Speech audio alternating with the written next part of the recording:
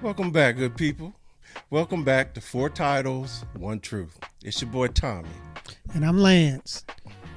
Today's episode is all about the one assignment, the one place, post, or job that changed everything for us. Yeah, and I know some of y'all can relate. Mm-hmm. We're talking about that installation or assignment that made you grow up or level up, if you want to say. Just maybe made you want to stay there longer, or maybe it made you want to run away. Get out. Yeah. Either way, it left a mark. So let's get into it. Before you get into it, man, can I tell you, it's great that we have this new studio. I know, man. You know this is woo. Now, y'all when just we don't say know. Studio, we're talking about we just moved to the other side. That's of the right. room.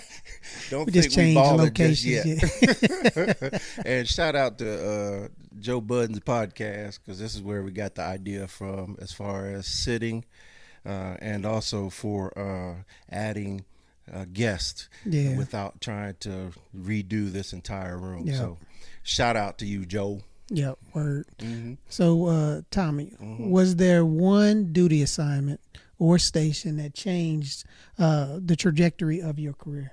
Yeah, it was. There was a few, Okay. like we've talked about before, but I think if I was to isolate the one, it would have to be when I was stationed at Camp Hialeah in South Korea.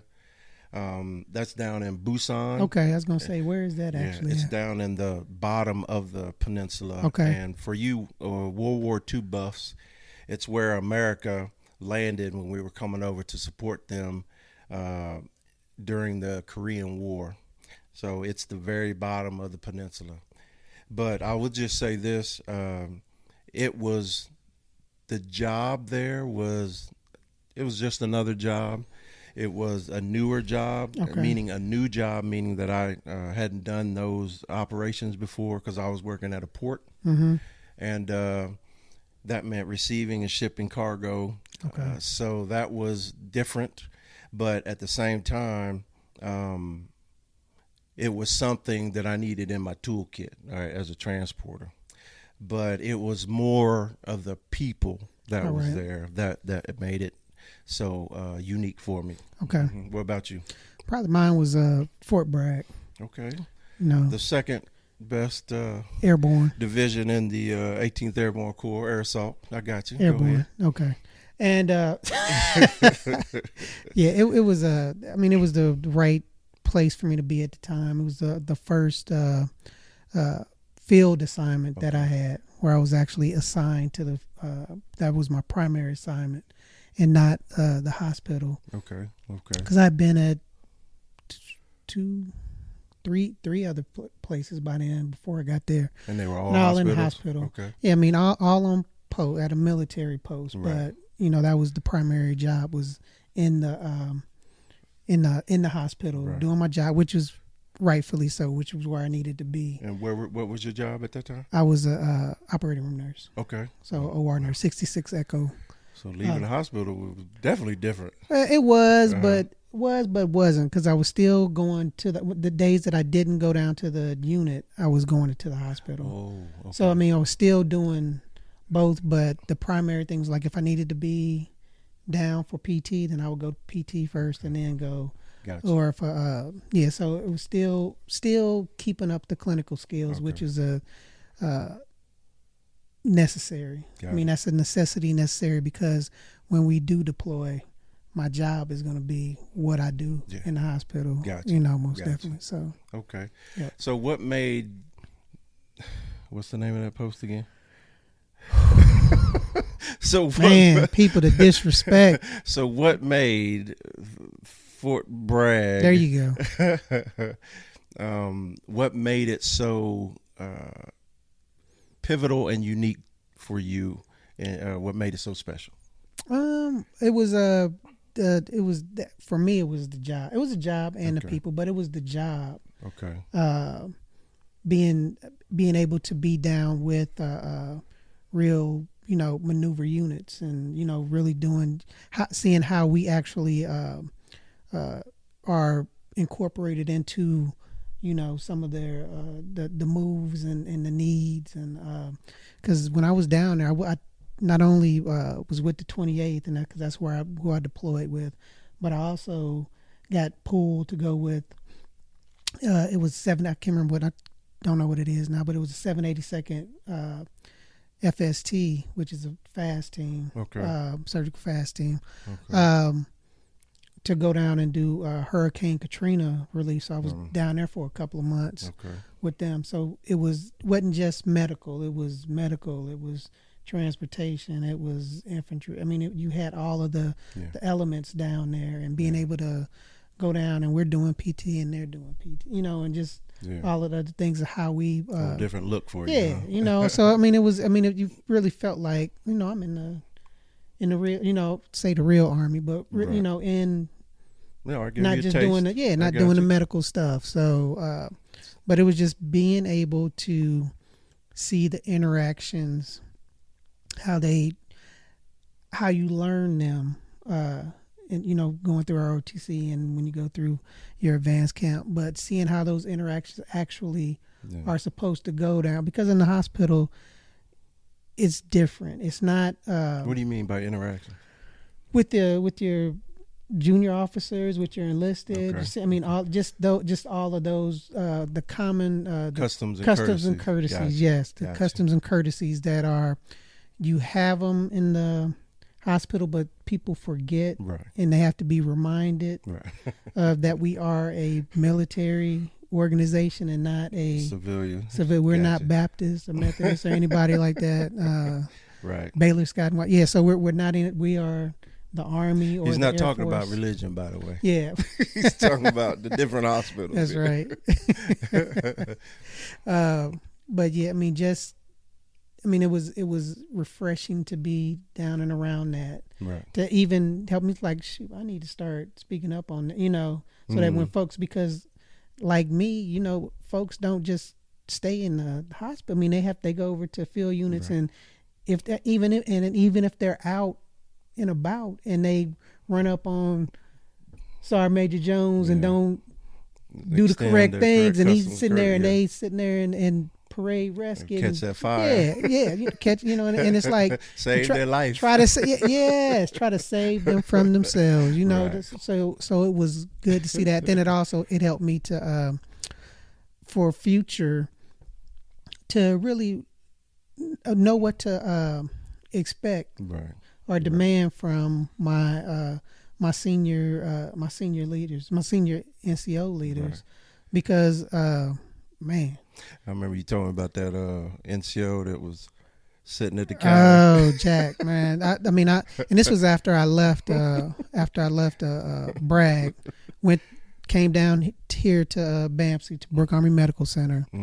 Was running the front desk at that time. He usually had a nurse, which was like an officer running the front desk with a enlisted like sergeant, NCO that was running, for the techs and other stuff. They were busy, but had this E5, I think it was E5, at the desk.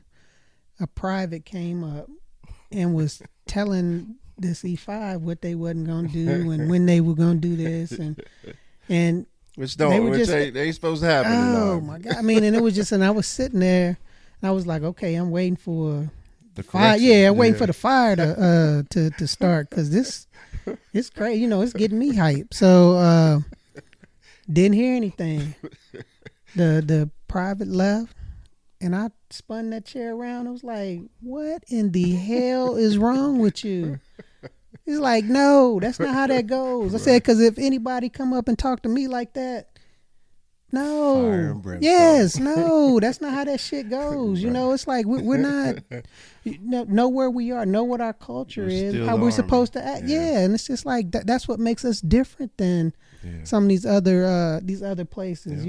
So yes, so that was that was something that helped me to. That's something that I always try to push and show and display also from what you learned at Bragg. From what I learned, from what I learned, because it was a very, it was a stressful, experience with the deployments and things like that. But it was, I mean, such a good. Was like I that your said, first two deployments ever? Okay. Well, yes, Right. to the long deployments where I was actually packing up and moving, because I'd done all of the. I mean, I'd been to JRTC probably 4 or 5 times by that time. So Hey, I've been to NTC 6 times, and the only time I went to JRTC, right, which is a training installation in Louisiana. Yeah. The only time I ever went there is when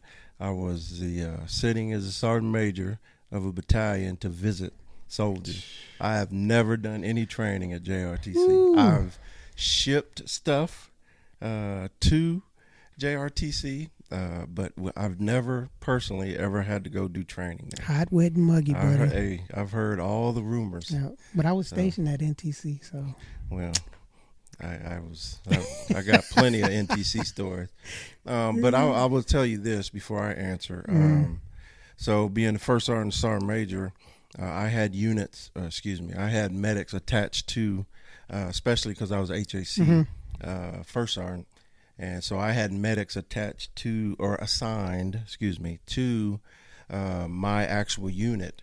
And at Campbell Air Assault, I had I think it was about 12, either 8 to 12 medics assigned to me, and we had them on hand with the brigade surgeon. Of course, she was up in headquarters, but the soldiers were in their own little office. And what we were doing, it was a change. We tried to bring them down so that they could help us with our numbers, right, as well as with training. Okay. Combat lifesaver and just the simple medical things that you need. The necessities. Yes. And so there's good and bad to that, right? Because there's good to it because it does exactly what you said you did when you was at Bragg. It introduces or brings people back to the we'll say traditional army. Traditional. Right. And that's the good of it, because it reminds everybody of formations. It reminds everybody about customs and courtesy. It reminds everybody about basically the way the big machine works.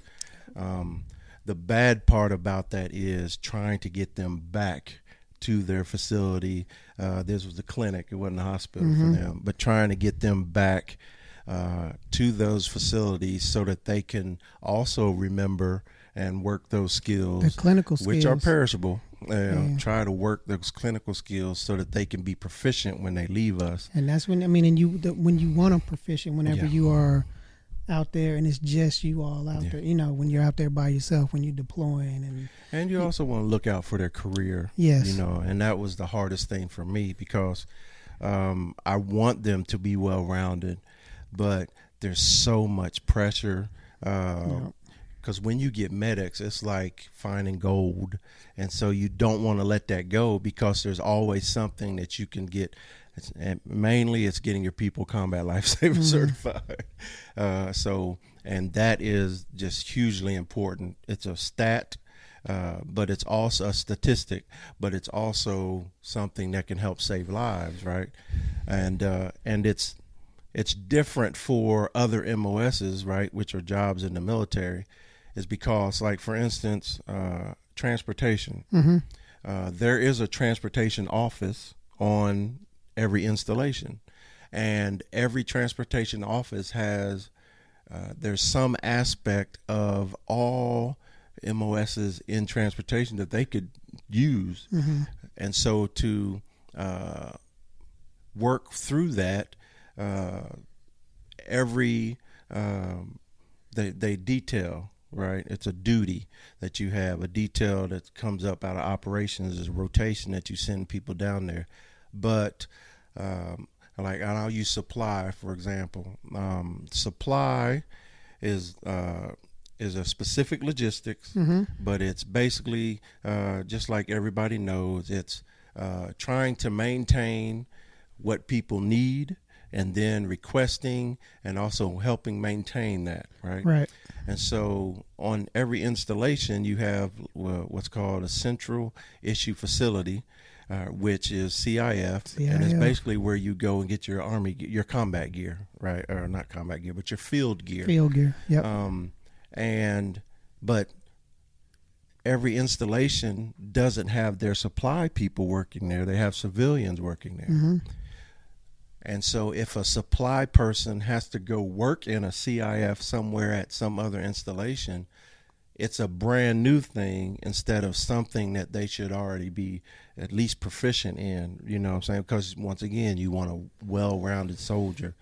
So I understand the fight that you all have medically specifically, and it's something the Army was working hard to figure out.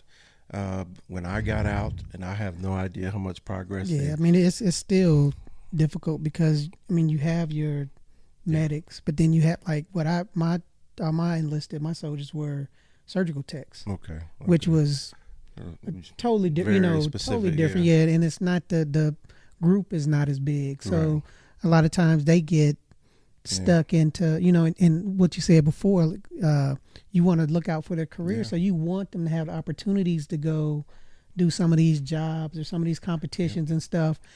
Because, but you also want to do, because in the future, that what do you call them? Surgical tech is going to somewhere have to compete with that combat medic. And when I'm talking about for promotions and all that stuff. The highest that they can really go as a surgical tech is E7. Really? After that, then they get put back into the pool. That's my point. Yeah. That's my point. So you want them to have some of those experiences and be competitive with the combat medics. The combat medics and because stuff. The combat medics are field focused. And no matter what anybody wants to tell you, the Army is field focused. Right, so everybody should have a great touch and familiarity with that concept if they want to go higher through their career. So, but anyway, that's a bunch of babbling for me. But what made the post Camp Hialeah in South Korea specific and so unique for me?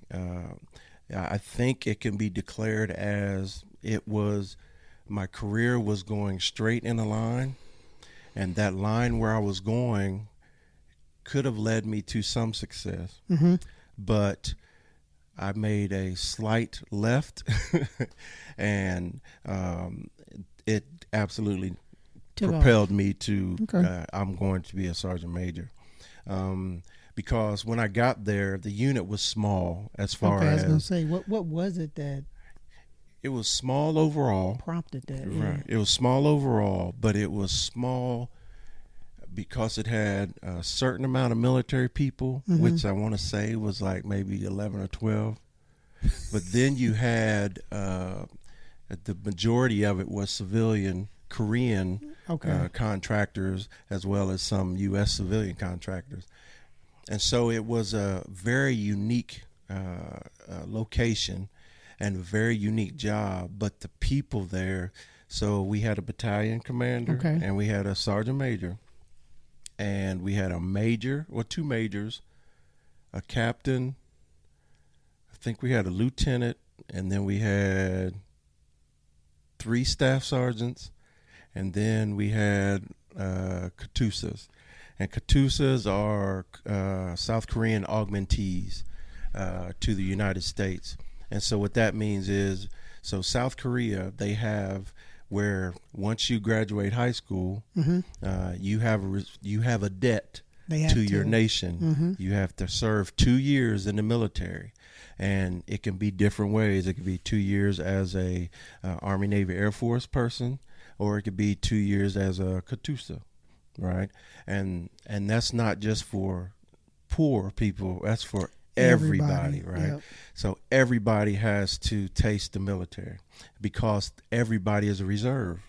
You know, I don't know if a lot of people knew that, but anyway, and so if you're a Katusa, if you choose Katusa, which is usually for the educated and the higher income type.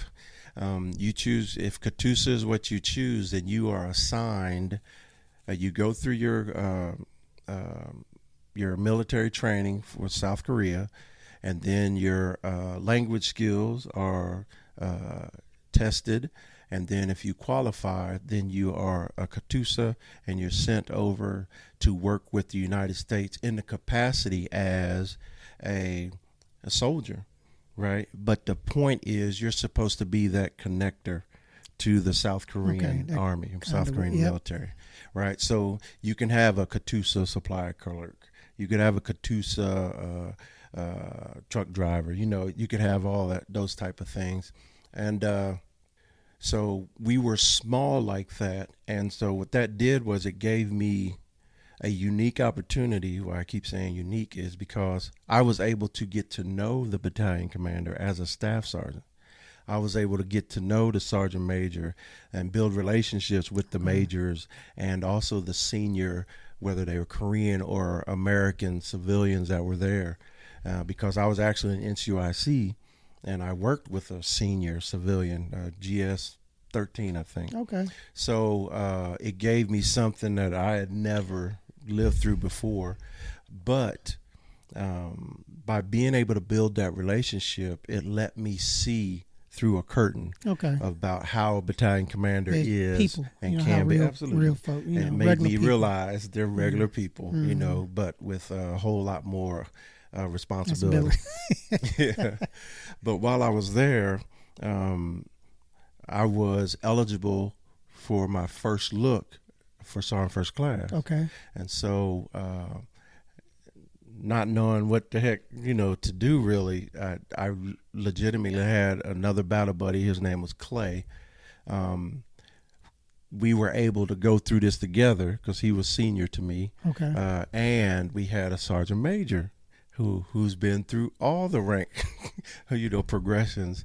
And so I had a unique ability to have knowledge and experience to help me. And then I ended up getting selected as a sergeant first class. So I became a staff sergeant promotable. And then I had the unique opportunity of being mentored by a sergeant major. Nice. And he helped along with the battalion commander, because once we all left Korea, and then I ended up getting selected and for promotion, and then having a promotion date, they actually came to my promotion. You know what I'm saying? So was able to, and I'm still friends with them today on Facebook. Nice. So but what I was able to find out is, like you said, they're people. Sergeant Major Skinner at the time was, back in the day, was stationed at Fort Eustis with me, and he was the first sergeant that was behind our company. So I was familiar with who he was. I just didn't know him, and he recognized me, but he didn't know me. And then Lieutenant Colonel Brundage at the time, he retired a colonel, Fulbird. He was, I'm gonna make sure he sees this part, but he went to Notre Dame and on a band scholarship. Hey man, ain't nothing wrong with the band. Yeah, I know. He was a band. trumpeter, and so. But the reason that's funny to me is because he's also a ranger. There it is, right there. So I used to tell him, I was like, "You tell me you a ranger and you can play the trumpet," So we used to play back and forth about that. And we're also Notre Dame, Ohio State rivals. But they're good people, and having their knowledge, their experiences, to help mentor me during that time, and it led to me going my next assignment. Yes, hey, that's wealth of knowledge, man. So he sent me back to Fort Eustis so that I could be an instructor at the NCO Academy, which is, everybody knows, is a great resume builder, right? And then by going there, I got to meet the installation sergeant major, and then I got to interview with the installation command sergeant major, and then interview with the academy command sergeant major, which added two more knowledgeable and experienced people to people I know. But that eventually led to me becoming a drill sergeant. So it completely added strength to my career, and not just as a soldier, but as an expert, Okay. Yep. So that's why it was so valuable. It made you, what we're talking about, well-rounded, making you a well-rounded added soldier, to it. leader. Absolutely, yeah. Yep. Yep. So did you realize during that assignment how important it was, or did it not kick in till you left? And of course not. Of course you don't know. I mean, you have, put it this way, knowing that I was around those senior level leaders, of course I was aware how unique that was. Knowing that Sergeant Major put my follow-on assignment to be an instructor at the NCO Academy, I knew that was significant. But knowing that, because he was like, this is your best path to become a drill sergeant, right? And so knowing that this was being set up, I was aware that this was unique. And I know I've said that like 30 times. Hey man, that's the word of the day. Yeah. And so that I was aware of. But I also had to be selected to be an instructor once I got on base, because they could have said no. And then I had to be selected to be a drill sergeant because they could have said no. And so I had no idea that was going to work out so well. I did 3 years as a daggone drill sergeant, and then with that on my resume, and then going and continuously knowing that, hey, you got to start. There's no easy jobs if you want to have a future in here. Right. You need to go, hey, what's the toughest job that you can send me to? And next thing you know, I'm in Campbell, you know what I'm saying? The toughest place you can go, because it's, air assault. But, but it, 2020 hindsight is nowhere near currently looking, you know what I'm saying? Yeah, So, I mean, that's I agree. I mean, it's the same with me, because it's days where, hating it, and I mean, just like, why am I down here doing this shit? Or when we're deployed, just why me? So not until you said I get to the next place, and you start looking and seeing, and then things that how valuable that was. Yes, I mean, so absolutely not. I mean, but that's part of being young also. You know what you don't know. Yeah. Thinking that you created this. Everything as usual. My talent stood out. Yeah. No. That was it. Yeah. No. So let me ask you this then. I'll add to it. Give me a couple or one other installation or assignment that made a strong impact to you, whether it was negative or positive. Man, I mean, it's a hard but easy one, because it'd be more trying to rank the different assignments as to what they added to the toolbox, and the things that I needed and didn't know that I needed in order to get make me a better officer, so I could get promoted and stuff. But Fort Hood, that was a good one, because we actually moved the hospital. Really? We moved from an old hospital to a new one. So just going in and inspecting the area before to try to pick out, like, that's wrong, and then them telling us, well, we're not going to change it, and then try to come up with workarounds. Yeah, come up with all of that before we moved in, when we're moving, because we're not stopping our, we weren't stopping our surgical cases or days. So still working in the move? Yes, we were still working in the other building. So it was moving moving our sterile processing area first, so that they could get set up and start moving instrumentation after that. I mean, so it was great, moving from an old place, then into the new place. Yeah.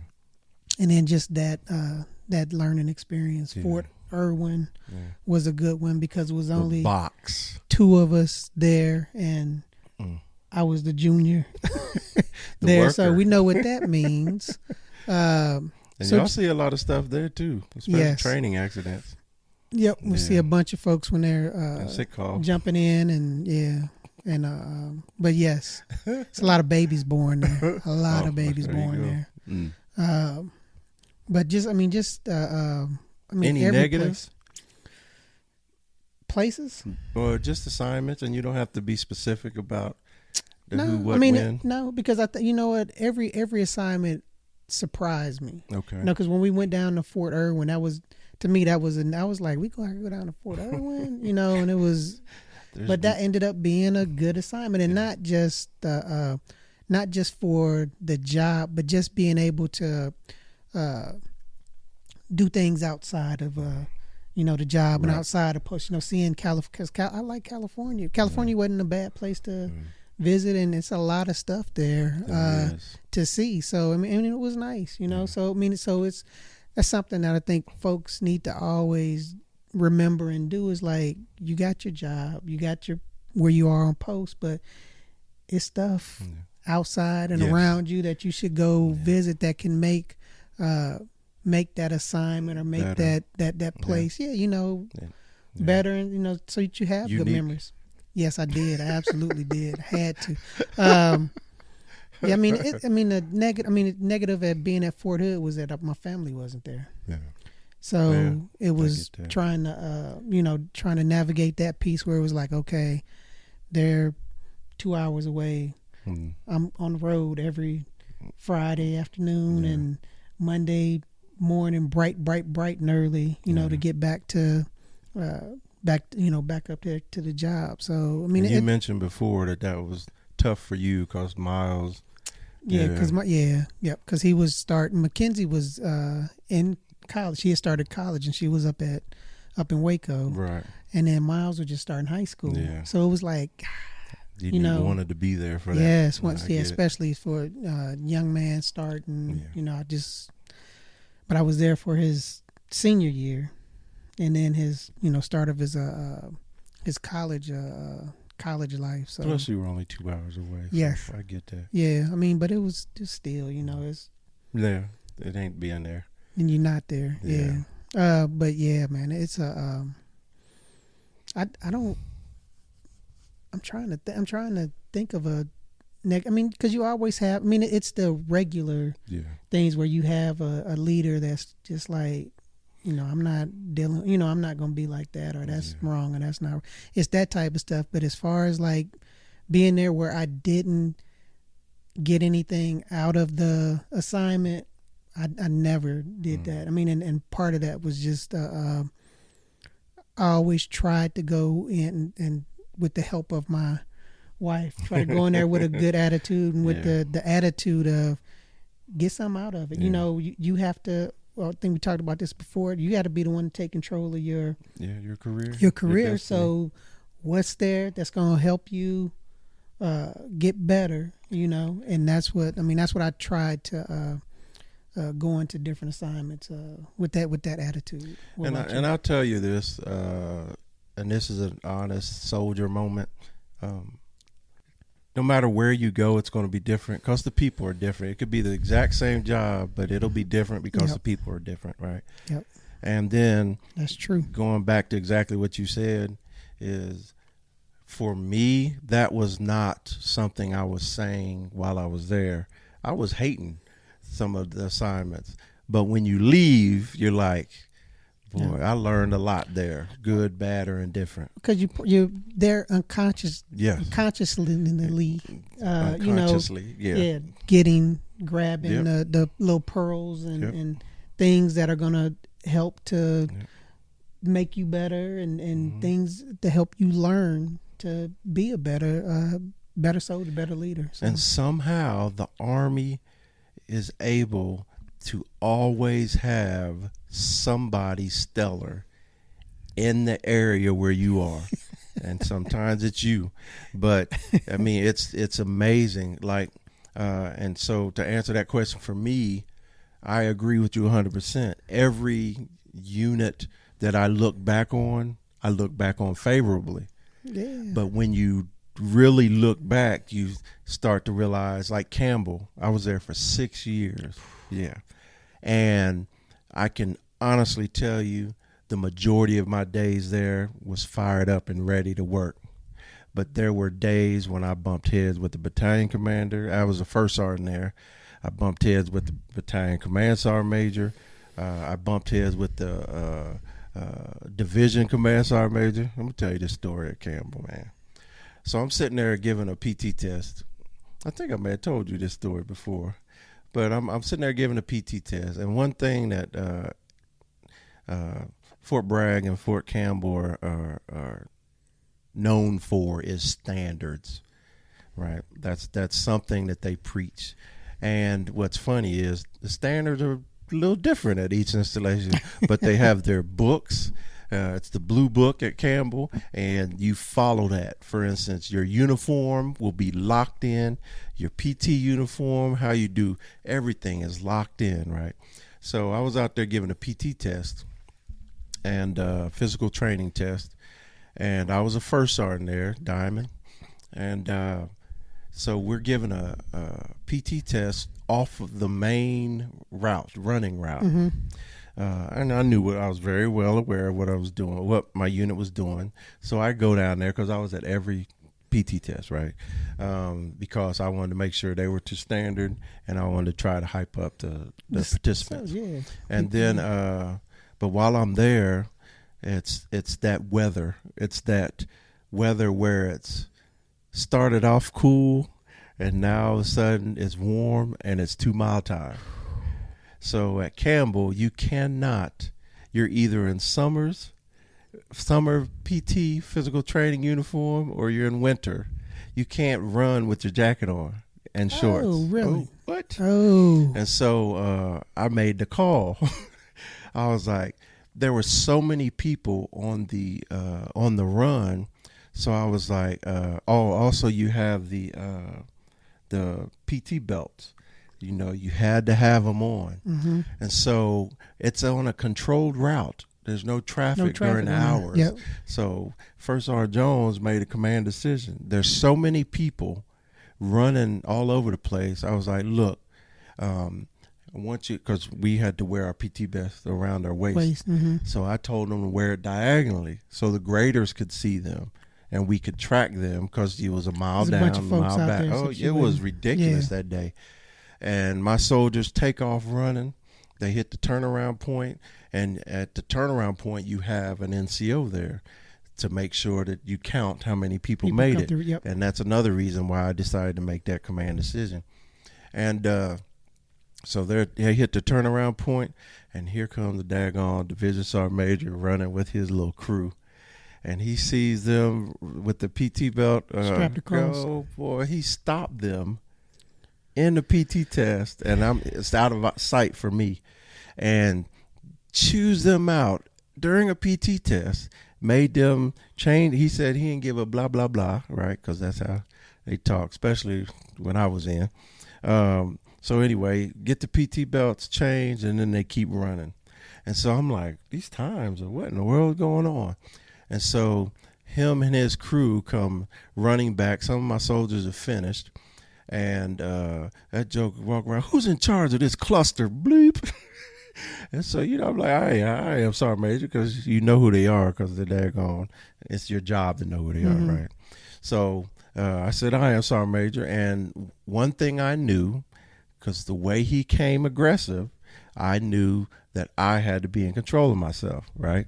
So knowing who he was, he started yelling. I stepped up to make sure he didn't get to my soldiers, and I'm standing there, parade rest, locked in, and he is digging in. Who the bleep do you think you are to change the standards of Fort Campbell, Kentucky, United States? Or he was giving me going off on me, and I'm just sitting there waiting for an opportunity to give my spiel, which of course I didn't get, but he was going after me, and I'm just sitting there, parade rest, and he used to have something was called the pain train on was it the weekend?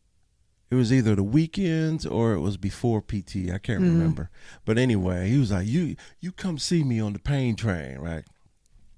And so my soldiers sitting there like, ooh, what? Oh, and so I take it. And then I tell everybody, hey, let's go. We still got to finish this PT test and all that stuff. And so that morning, whenever I had the meeting, weekend, I think it was a Saturday, but I'm not sure. But I go over there, and then waiting on him. It's like 5:30 or some stuff like that. And then he comes out and he sees me. He's like, Jones, come here, First Sergeant. And that joker came to me, he shook my hand. He was like, hey, you understand why I had to do that, right? And I was like, no, I get it. I said, and he's like, so why wouldn't you do it? So I finally got to explain. I'm still standing parade rest. So I finally get to explain or whatever. And he was like, I get that, but you don't do that here. And I said, I understand, so we go out there and do PT. And all the pain train was, he'd set up different little stations, and you do muscular failure stuff, and then we'd go on a little run or whatever. He knew that you liked it. I think he knew, but it was just one of them experiences where, okay, Campbell's different, and it is different, and it was great. And the greatest thing about that story, the only reason I told that story is because he showed out, chewed me out and all that stuff, but he remembered who I was, and then he had a conversation so he could hear my side. And he went on to become the Force Comm Sergeant Major and all that stuff, but it was there's a difference there. So Campbell is another installation that brought me back, because all my time while I was at Campbell, I was a first sergeant twice. I was a senior truck master. I was a rear detachment SPO, support operations sergeant major, and I was sitting in as command sergeant major. Ooh, so he was piling all that's what I'm saying on my resume. there, what I'm saying, and then of course I made sergeant major after that. So Campbell was one, but every installation, that moment when he was chewing me out, I was like, wanted to go back, because the decision I made was thought out. The decision I made was my decision for my people to make us better. It made sense. 100%. Yeah. It made sense. I understand. So, but in that moment, I'm like, this, but at the same time, and then when I came to the academy, he was one of the speakers there, and he was like, "Is Jones?" And he called me out. Yeah, so he's he remembered me. So, but it turned from a bad moment to where I was like, man, to understanding and then growing. But being a Campbell for those years was invaluable to me. So, yeah, so that's my answer to that. I hear that. All right, let me ask you this question. Looking back, did the installation or the assignment, did it make you harder, meaning more hoo-hoo, not strong? Yeah. Okay. We're not going to put that on you. We're not going to put that on you. Or did it, and better, or did it just, was it just, how did it It made me better. Better? I mean, I'm going to say, like, each assignment, like I said before, each assignment, I tried to learn something new, or it taught me something, or it taught me something good or bad. You take something. Yeah. And it just helped me to, each assignment helped me to mature. Yeah, as a leader. So that I could react in the appropriate way. Right. And not how I was really feeling a lot of times. Now, when I would get back to my office on some stuff, I would let my senior people that were around me know exactly how I was feeling. But in the moment of things and in meetings and stuff, I tried to, you learn how to respectfully disagree with folks, or or just listen and take it and go, okay, and move on. But trust me, it doesn't just trickle away. It's still simmering in you, and you have to. I mean, and luckily, I had a good crew that I helped could you through vent that. to. Yeah, I could vent it out too, and then it was like, okay, then it was back to. But yeah, none of them made it. I can't even think of. I guess it didn't make it harder because I didn't allow it to make it. I didn't allow it to defeat me. Right. As my wife would say. Speak on that. People, a lot of people's bad experiences is because they give up in a situation, because that's, oh my God. And we'll talk about that in another episode. But no matter what just real quick, no matter what you face, there is a path for you to take. Get through it, weather it, and become better, or let that stop you, prevent your progress from moving forward. And I'm talking about whether you do something wrong. I'm even talking about DUI. Yeah. You have a decision to make when you reach those roadblocks. And I can tell you that I always try to beat that into my soldiers. Mm-hmm. Every point in your life, you have a decision to make. And then at those points, making the right decision means always choosing to move forward. That's the right decision. Well, that's stuff I still tell my kids, oh, my grown kids, when they're in their jobs and things like that. It's like, look, that's not important. You keep doing what you're doing and try to progress. Yep. Oof, boy. Yep. All right. For me, I was already, harder, what I mean? But it absolutely made me better. And I would tell you, Campbell, I don't know if Campbell would have been as effective to me if I had gone there sooner, because I needed all that other stuff. Right. Exactly. You needed that experience. Yes, you needed that experience. Campbell absolutely taught me how to deal with senior leadership, and taught me how to present myself in front of senior leadership. And the reason that's important is because the way you present yourself determines if you're heard or not.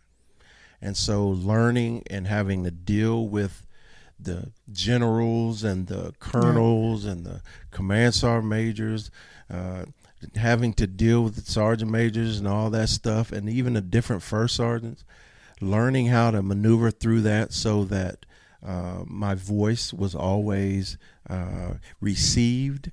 That was a talent that I absolutely refined while I was at camp. Then you can have a conversation with them. You can talk to them and they'll remember you. That's the when thing. You're That's the wherever, thing. someplace, just like you said, that sergeant major, he probably came down to you and talked to you. That's the thing. He had a conversation with you and didn't just talk at you. Yep. So I mean, because I understand that, because when I was at a MedCom and meeting all that, I mean, that's where all of the big wigs are, and and all of the people are coming through. So it just takes the glow off. Yeah, I mean, it helps you to let them know what's going on, and you can talk to them and get some half true answers from, because you're not gonna get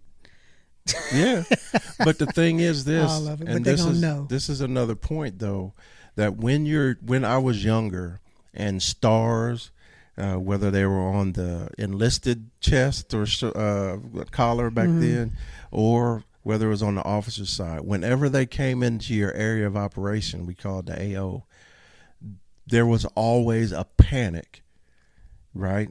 And so we had to live through that.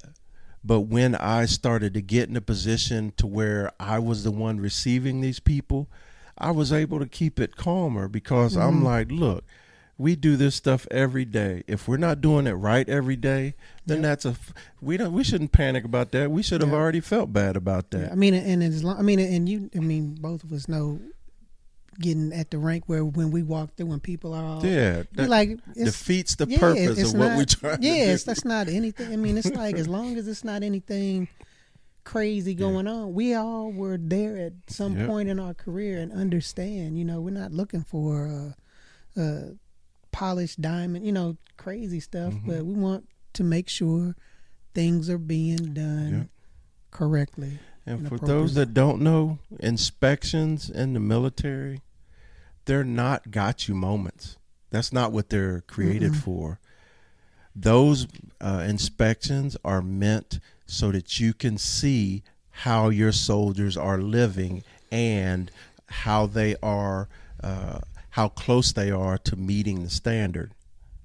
That's what an inspection is. When you walk in and you're inspecting a barracks room, me, when I'm senior leaders, first sergeant, sergeant major, Tommy Jones, I'm coming into those barracks to make sure health and welfare is good.